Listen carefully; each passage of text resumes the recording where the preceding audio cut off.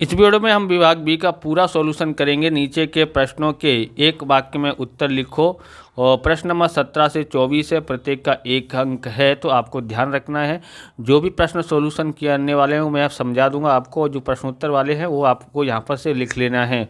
प्राथमिक सूचना एकत्रित करने की पद्धतियाँ बताइए, पाठ 1 का है। तो प्राथमिक सूचना एकत्रित करने की 3 पद्धतियाँ हैं। एक प्रत्यक्ष जाँच द्वारा, दूसरा अप्रत्यक्ष जांच द्वारा, तीसरा प्रश्नावली की पद्धति द्वारा। दूसरा देखते हैं, संख्यात्मक सूचना की परिभाषा लिखो। उत्तर है, संख्यात्मक चल के अवलोकनों के समूह को संख्यात्मक सूचना कहते हैं। तीसरा है, गौण सूचना को परिभाषित कीजिए। उत्तर है, जब कोई एक अधिकृत संस्थान या अनुसंधानकर्ता अन्य किसी व्यक्ति या संस्थान द्वारा एकत्र की गई सूचना का उपयोग करे तब उस अधिकृत संस्थान या अनुसंधानकर्ता के लिए वह सूचना गौण सूचना कहलाएगी। चौथा देखते हैं, गुणधर्म क्या है। उत्तर है, जो चर लक्षण असंख्यात्मक हो तो उसे गुणात्मक चल कहते हैं। ऐसे गुणात्मक लक्षण को गुणधर्म कहते हैं। पांचवा है, OR का पूरा नाम बताओ। तो OR का है ऑपरेशन रिसर्च, इसका पूरा नाम होता है। आप इस प्रकार के वीडियो देखना चाहते हैं तो डिस्क्रिप्शन में आपको प्लेलिस्ट की लिंक मिल जाएगी, अकाउंट और स्टेट के अलग अलग चैप्टरों की, वहां से आप देख सकते हैं। और चैनल पर नए हैं तो चैनल को सब्सक्राइब जरूर कर लेना, क्योंकि हम इस प्रकार के वीडियो आपके लिए बनाते रहते हैं। बराबर, अकाउंट का सॉल्यूशन हमने कर दिया है पूरे असाइनमेंट का, तो आप जाके देख सकते हैं। और आप PDF लेना चाहते हैं तो चैनल की मेंबरशिप लेनी पड़ेगी आपको। आप मेंबरशिप लेते हो, मेंबरशिप लेने के बाद आपको करना क्या है कि आपको करना है कि व्हाट्सअप नंबर आपको कमेंट में डालना है, जिससे हमने आपको व्हाट्सअप पे PDF भेज सकें। ओके। किस प्रकार की संचयी आवृत्ति वितरण में वर्ग का ऊर्ध्व सीमा बिंदुओं को ध्यान में लिया जाता है। उत्तर है, से अधिक प्रकार की संचयी आवृत्ति वितरण में वर्ग का ऊर्ध्व सीमा बिंदुओं को ध्यान में लिया जाता है। दूसरा देखते हैं, चल अर्थात क्या, उसके प्रकार बताओ। उत्तर है, जांच अंतर्गत या सूचना के लक्षण यदि प्रति इकाई बदल सकते हैं और संख्या में दर्शा सकते हैं उसे चल कहते हैं। उसके 2 प्रकार हैं, पहला है सतत चल और दूसरा है असतत चल। तीसरा है, एक वर्ग की मध्य कीमत 110 और वर्ग लंबाई 30 है तो उस वर्ग की ऊर्ध्व सीमा बताइए। तो वर्ग का ऊर्ध्व सीमा बराबर मध्य मूल प्लस 1/2 वर्ग लंबाई होता है। तो यहाँ पर दिया है मध्य मूल्य 110 लिख दिया है और वर्ग लंबाई 30 है, तो 2 से भाग देते हैं तो 15, 110 प्लस 15 यानी 125 हो जाता है। चौथा देखते हैं, एक वर्ग अंतराल का ऊर्ध्व सीमा बिंदु 35 और उसकी मध्य कीमत 25 है तो वर्ग लंबाई ज्ञात कीजिए। ऊर्ध्व सीमा बराबर मध्य कीमत प्लस 1/2 वर्ग लंबाई 35 है, वर्ग ऊर्ध्व सीमा मध्य कीमत 25 है, 1/2 वर्ग लंबाई नहीं दी गई है। 25 को इधर लेके जाते हैं तो माइनस का हो जाएगा। ओके, 1/2 वर्ग लंबाई 25 में से 35 में से 25 घटाते हैं तो आता है 10 और ये 2 बट्टे में है, उसको इधर लेके आएंगे तो गुणा में हो जाएगा। तो इस तरह से वर्ग लंबाई लिख दिए, वर्ग लंबाई बराबर 10 दूनी 20 हो जाता है। अगला देखते हैं, पाँचवा देखते हैं, निरीक्षकों को सूचना समझाने का उत्तम साधन क्या है। उत्तर है, निरीक्षकों को सूचना समझाने का उत्तम साधन चित्राकृति है। पाठ 3 देखते हैं। पाठ 3 का पहला क्वेश्चन है, मध्यवर्ती स्थिति का आदर्श माप तथा प्रचलित माप बताइए। तो मध्यवर्ती स्थिति का आदर्श माप और प्रचलित माप है समांतर माध्य है। दूसरा देखते हैं, स्थानिक औसत के अलग अलग माप बताइए। स्थानीय औसत के अलग अलग माप मध्यिका, चतुर्थक, दशांक और शतांशक है। तीसरा क्वेश्चन देखते हैं, कुल अवलोकनों की संख्या n अयुग्म विषम या n युग्म हो तो उसका मध्य का कैसे ज्ञात करोगे। तो m बराबर क्या है यहाँ पर n+1/2, वहाँ अवलोकन या वर्ग, इस तरह से हम लोग ज्ञात कर सकते हैं। चौथा है, अवलोकन माध्य की गणना में अवलोकन कैसे हो सकते नहीं हैं। उत्तर है, गुणोत्तर माध्य की गणना में अवलोकन ऋण और शून्य नहीं हो सकते हैं। पांचवा है, बहुलक कीमत ऋण कब मिल सकती है। उत्तर है, बहुलक की कीमत जब 3 माध्य -2 माध्य हो तब ऋण मिल सकती है, तभी मिल सकती है और मिल सकती नहीं है बहुलक की कीमत बराबर। ये सूत्र है जेड का mu का 3m माइनस 2x बार आच्छादित सूत्र है ना, वही। ओके, अगला देखते हैं।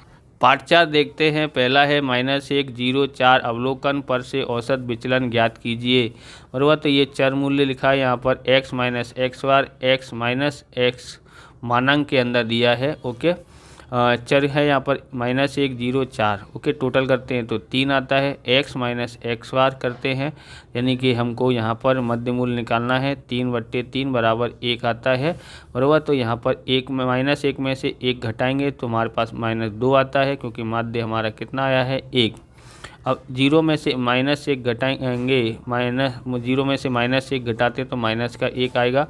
4 में से हम लोग 1 घटाते हैं तो 3 आता है। ओके, 0 में से 1 घटाएंगे तो -1 आया। ओके, अब इसको मानांक में बदलेंगे तो निशान बदल जाएंगे। 2 का 2, 1 का 1, 3 का 3, टोटल करते हैं तो 6 होता है बराबर। यहाँ पर औसत विचलन MD बराबर सिग्मा मानांक के अंदर x माइनस एक्स बार बराबर बट्टे में n, टोटल 6 है। 6 बट्टे क्या करेंगे, कुल से 3 से भाग दे देंगे तो 2 आता है। अब किरण के निरपेक्ष मापों के नाम बताओ। तो उत्तर अपकिरण के निरपेक्ष माप का नाम निम्न है। पहला है विस्तार, दूसरा चतुर्थक, तीसरा औसत विचलन, चौथा है प्रमाप विचलन। तीसरा देखते हैं 6, 11, -3, 0, 8 अवलोकन का विस्तारांक ज्ञात कीजिए। तो उत्तर है विस्तार बराबर r बराबर x माइनस एक्स एल है। 11 है यहाँ पर। ओके, -3 यानी सबसे बड़ी जो है मूल्य है, महत्तम मूल्य है 11 और न्यूनतम मूल्य है -3। तो इसको घटाते हैं तो 11 माइनस माइनस प्लस हो जाता है, 11 + 3 14 हो जाता है विस्तार। ओके, विस्तारांक यानी विस्तार गुणांक लिखा है, वही विस्तारांक है। ओके, पुरानी किताब में गुणांक लिखा था, इसलिए हमसे गुणांक लिख गया है। CR बराबर क्या है यहाँ पर XH है माइनस XL है, और फिर XH + XL कितना है, ये इसकी कीमत हमने यहाँ पर 14 लिख दी है। और ये है 11 और ये है -3 प्लस 11 और -3 प्लस माइनस होगा। 11 में से 3 गया तो 8। ओके, 8 से भाग देते तो 1.75 आता है। उसके बाद देखते हैं यहाँ पर चौथा, यदि x बार बराबर 25 और चलनांक 20% हो तो प्रमाणित यानी प्रमाप विचलन ज्ञात करो। तो चलनांक है का सूत्र था x बट्टे में x बार गुणा 100। तो ये दिया है 20 और यहाँ 5 है s है, यहाँ पर 25 x बार गुणा 100 करते हैं। 25 इधर आता है और 100 नीचे आ जाता है, तो s ज्ञात कर सकते हैं। 25 चौक 100 होता है और 4 से भाग देंगे यहाँ पर तो 24 कितना आएगा, 5 आता है। 4 पंजे 20 यानी s बराबर 5 आता है। ओके, पाँचवा देखते हैं, एक सूचना समूह का 25वां एवं 75वां शतांशक क्रमशः 20 व 36 है। चतुर्थांक विचलनांक ज्ञात कीजिए। चतुर्थांक विचलन ज्ञात कीजिए, ऐसे भी लिखा हो सकता है। P25 बराबर होता है Q1। ओके, 25वां बोले तो P75 और P25 बराबर Q1 होता है। Q1 बराबर 20 दिया है। ओके, और ये 75वां दिया है। 75वां का मतलब होता है Q3 बराबर कितना दिया है, 36 दिया है। ओके, चतुर्थक विचलनांक होता है Q3 माइनस Q1 बट्टे में Q3 प्लस Q1 होता है। तो Q3 पर 36 दिया है, Q1 20 दिया है, इस तरह से यहाँ लिख दिया है। इसमें से इसको घटाएंगे 16, इसमें से इसको जोड़ेंगे, इसको जोड़ेंगे 56 होता है। भाग देते हैं तो कितना आता है, 0.29 आता है बराबर। विचलन ज्ञात करना हो तो विचलन बोला हो तो Q3 माइनस Q1 बट्टे में 2 होता है। 36 माइनस 20 बट्टे में 2 यानी 16/2 बराबर 8 आता है। देख लेना विचलनांक पूछा या विचलन पूछा, ये आप देख लेना। ओके, पार्ट 5 देखते हैं, विषमतांक मूल्य का विस्तार ज्ञात कीजिए। उत्तर है विषमतांक मूल्य का विस्तार -1 से +1 और -3 से +3 प्राप्त होता है। दूसरा है बाउली की पद्धति में विषमता का माप ज्ञात करने का आधार बताइए। तो बाउली का माप चतुर्थकों की स्थिति पर आधारित है। तीसरा है एक आवृत्ति वितरण के 3 चतुर्थक 42, 36 और 40 हैं, तो आवृत्ति वितरण का प्रकार बताइए। यहाँ Q1 बराबर 36, Q3 बराबर 42, M बराबर 40 होगा। Q3 माइनस M और greater than M minus Q1 है, इसलिए ऋण विषमता वाला आवृत्ति वितरण प्राप्त होगा। ओके, बराबर। यहाँ पर इस तरह से हमको करना है। m का मतलब Q2 होता है, Q2 Q3 और Q3 में से Q2 घटाते हैं, यानी कि ये 42 में से ये घटाएंगे तो आपको इस तरह से कौन बड़ा है, तो ये बड़ा है, इसलिए ऋण विषमता वाला होगा। चौथा है विषम आवृत्ति वितरण के कोई भी दो लक्षण बताइए। तो पहला है जिस आवृत्ति वितरण का माध्य, मध्यिका और भूयिष्ठक के मूल्य समान न हो, अर्थात x बार बराबर नहीं m बराबर नहीं m2, ओके, m0 क्या होगा, ये m0, ओके, m0 है यहाँ पर, यानी भूयिष्ठिक है। जिस आवृत्ति वितरण में चतुर्थक मध्यिका के समान अंतर पर ना आए हो, अर्थात कि Q3 माइनस m बराबर नहीं m माइनस Q1 होगा, ओके। पाँचवा है काल्पेशन का सूत्र J बराबर 3 x बार माइनस m बट्टे में s का उपयोग कौन से संयोग में करके विषमतांक ज्ञात किया जा सकता है, बताइए। तो जब आवृत्ति वितरण में भूयिष्ठिक का मूल्य 1 से अधिक हो, अथवा तो मिश्र आवृत्ति वितरण हो, या आवृत्ति वितरण में वर्ग लंबाई असमान हो, तब इस सूत्र का बावली का इस काल्पेशन के सूत्र का उपयोग करके विषमतांक ज्ञात किया जा सकता है। अगला देखते हैं, हमारे पास 7वां पाठ है। यदि समष्टि में से न्याय 10 इकाइयाँ एक माप साथ ली जाए तो न्याय 10 का प्रकार बताइए। उत्तर है यदि समष्टि में से न्याय 10 इकाई एक साथ ली जाए तो उसे पूर्ति रहित न्याय 10 कहेंगे। दूसरा है न्याय 10 जांच का एक उदाहरण बताइए। उत्तर है किसी एक कॉलेज के विद्यार्थी का रुपए खर्च करने की आदत विषयक अध्ययन करना हो। तीसरा है समष्टि जांच के बदले न्याय 10 जांच किस लिए प्रधानता दिया जाता है। उत्तर है समष्टि जांच के बदले न्याय 10 जांच को प्रथम महत्व इसलिए दिया जाता है क्योंकि समष्टि जांच अधिक खर्चीली और अधिक समय लेती है। चौथा है समष्टि जांच में किस लिए त्रुटियों का प्रवेश करती है। उत्तर है समष्टि जांच में इकाइयों की जांच करने का कार्य गहन व व्यापक होने से जांच में इकाइयों की सूचना प्राप्त करने में त्रुटियों का प्रवेश होता है। पाँचवा है यादृच्छिक संख्याओं के कोष्ठकों का सर्वप्रथम कब और किस सांख्यिकीय शास्त्री ने तैयार किया था। उत्तर है यादृच्छिक संख्याओं के कोष्ठक का सर्वप्रथम 1927 में प्रोफेसर LHC टिपेक ने तैयार किया था। आप ये पेन देखना चाहते हैं, क्लिक करना चाहते हैं, तो ये है डॉम्स का इनएक्सो ग्लो पेन है, जो कि रात में पूरे रात में इसको चमकता हुआ दिखाई देता है, पूरा ग्लो करता है पूरा पेन। तो ख़रीदना चाहते हैं तो डिस्क्रिप्शन लिंक है या वीडियो के नीचे लिंक है, वहाँ से आप इस पेन को खरीद सकते हैं। पाठ 8 है। पहला है फलन के विस्तार को संकेत में लिखो। तो उत्तर है फलन के विस्तार को संकेत में RF से दर्शाया जाता है। RF बराबर FA बराबर ये होता है F कोष्ठक में f ऑफ x, फिर है x सदस्य a, ओके। दूसरा है यदि f r raise to r और f ऑफ x बराबर 3x की 2 घात प्लस 5 हो तो फलन के प्रकार बताओ, तो वो वास्तविक फलन होता है। और यहाँ पर r का मतलब होता है वास्तविक संख्याएं, ओके, इसके लिए वास्तविक फलन है। तीसरा है अचल फलन की परिभाषा लिखो। तो माना कि a f a⁴b के है यदि हमें प्रदेश समुच्चय A के प्रत्येक घटक हेतु सह प्रदेश समुच्चय B में मात्र एक ही प्रतिबिंब मिलता हो तो फलन f को अचल फलन कहते हैं।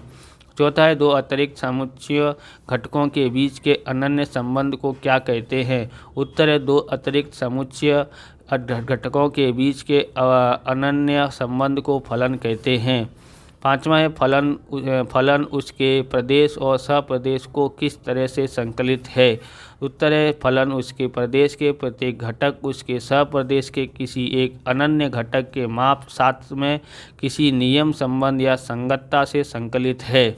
अब देखते हैं पाठ 9वां देखते हैं। गुणोत्तर श्रेणी AR की 2 घात AR की 3 घात डेडेस का nवां पद क्या होगा। तो गुणोत्तर श्रेणी AR की 2 घात AR की 3 घात का nवां पद ARn होगा, ओके। दूसरा है गुणोत्तर श्रेणी 0.1, 0.01, 0.001 का सामान्य गुणोत्तर ज्ञात करो। T1 है 0.1, T2 है 0.01, सामान्य गुणोत्तर R बराबर T2 बट्टे में T1 होता है, बराबर 0.01 बट्टे में 0.1 बराबर 0.1 होता है।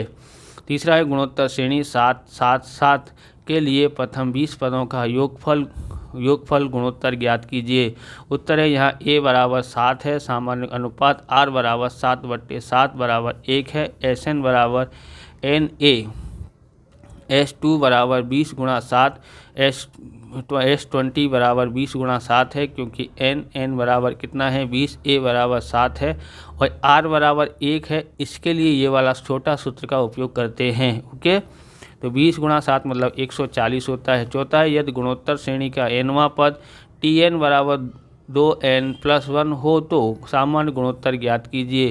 तो ये Tn का सूत्र है 2n+1, T1 बराबर 2n+1+1 ऐसा लिखा है, क्योंकि यहाँ पर n बराबर 1 लिया है बराबर। पहला पद ज्ञात करने के लिए n की जगह पर 1 लिखा है, तो इसलिए 2 की 2 घात हो जाएगी, 1 और 1 जोड़ेंगे तो 2, 2 की 2 घात मतलब 4 होगा। T2 ज्ञात करना है तो 2 n की जगह पर 2 लिखते हैं, 2 + 1 यानी 2 की घात 3, 2 की घात 3 मतलब 8 होता है। अब गुणोत्तर ज्ञात करना हो तो सामान्य गुणोत्तर T2/T1 बराबर 8/4 होता है, तो 4 से भाग देंगे तो 2 आता है। पाँचवां है विधान यदि ABCD गुणोत्तर श्रेणी में हो तो AD बराबर BC होगा, सत्य है या असत्य बताइए। उत्तर है R बराबर B/A बराबर C/B बराबर D/C दिया है, B/A बराबर D/C। ओके, तो ये इसका साथ हो जाएगा AD हो जाएगा, ये हो जाएगा BC, तो BC बराबर AD बराबर BC होता है, विधान सत्य है।